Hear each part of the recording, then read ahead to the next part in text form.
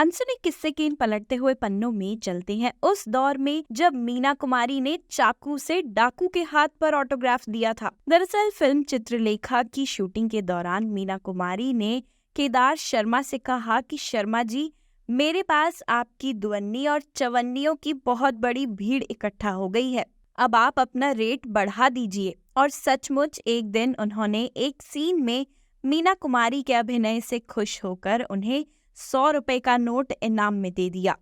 मीना कुमारी की पूरी जिंदगी सिनेमा के पर्दे पर भारतीय औरत की ट्रेजेडी को उतारते हुए गुजरी।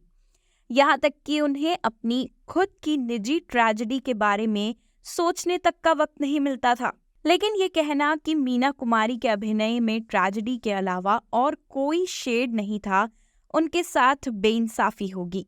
फिल्म परिणीता की शांत बंगाली अल्हड़ नवयौना को लें या बैजू बावरा की चंचल हसीन प्रेमिका को लें या फिर साहिब बीवी और गुलाम की सामंती अत्याचार झेलने वाली बहू या पाकीज़ा की साहबजान, सभी ने भारतीय जनमानस के दिल पर अमिट छाप छोड़ी है। 1 अगस्त 1932 को जन्मी मीना कुमारी एक अभिनेत्री के रूप में 32 सालों तक भारतीय सिने जगत पर छाई रहीं। बेहद भावुक और सदा दूसरों की मदद करने को तत्पर मीना कुमारी की जिंदगी दूसरों को सुख बांटते और दूसरे के दुख बटोरते हुए बीती थी। कमाल अमरोही के बेटे ताजदार अमरोही बताते हैं, मीना कुमारी को कभी खूबसूरत चेहरे के तौर पर लोगों ने नहीं एड्रेस किया।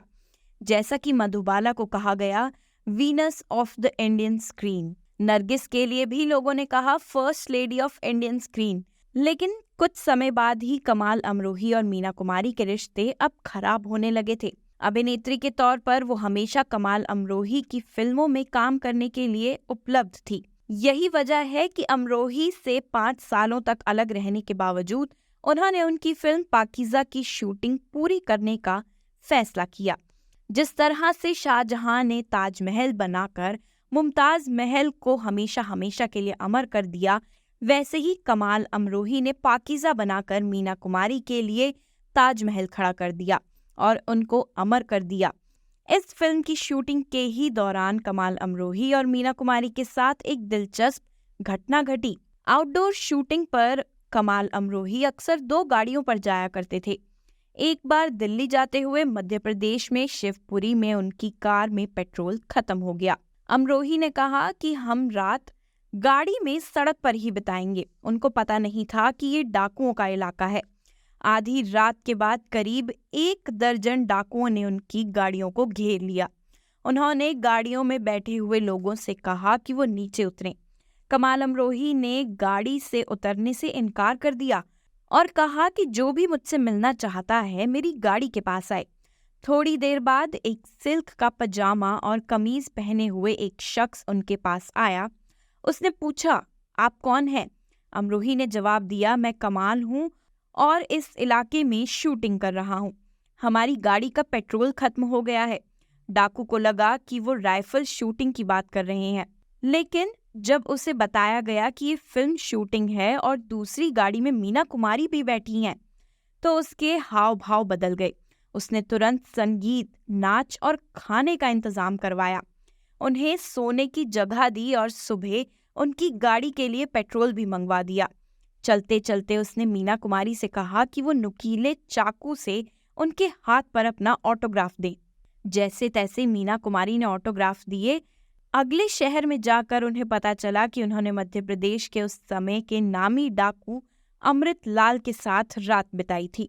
अपने आखिरी दिनों में मीना कुमारी को सेंट एलिजाबेथ नर्सिंग होम में भर्ती कराया गया। नर्सिंग होम के कमरा नंबर 26 में उनके आखिरी शब्द थे, आपा आपा मैं मरना नहीं चाहती। जैसे ही उनकी बड़ी बहन खुर्शीद ने उन्हें सहारा दिया, वो कोमा में चली गई और फिर उससे कभी नहीं उबरी। सावन कुमार टाक बताते हैं, जिस दिन उनकी मौत हुई मैं वहीं मौजूद था। उनको बायकला कब्रिस्तान में दफनाया गया। सब लोग उनके पार्थिव शरीर पर मिट्टी डालकर जा चुके थे। मैं ही आखिरी बंदा बचा था। जब तक मेरी आंखों में एक भी बूंद आंसू नहीं आया था, मैं जैसे पत्थर का सा हो गया था। लेकिन जैसे ही मैंने उन पर एक मुट्ठी मिट्टी डाली और पहला दाना उन पर गिरा, मेरी आंख में इतनी जोर से आंसू आए कि मैं खुद को रोक नहीं सका। तो ये थी मीना कुमारी की जिंदगी से जुड़ा किस्सा। ऐसे और भी किस्सों को सुनने के लिए अभी सब्सक्राइब करें हमारे चैनल अनसुने किस्से को।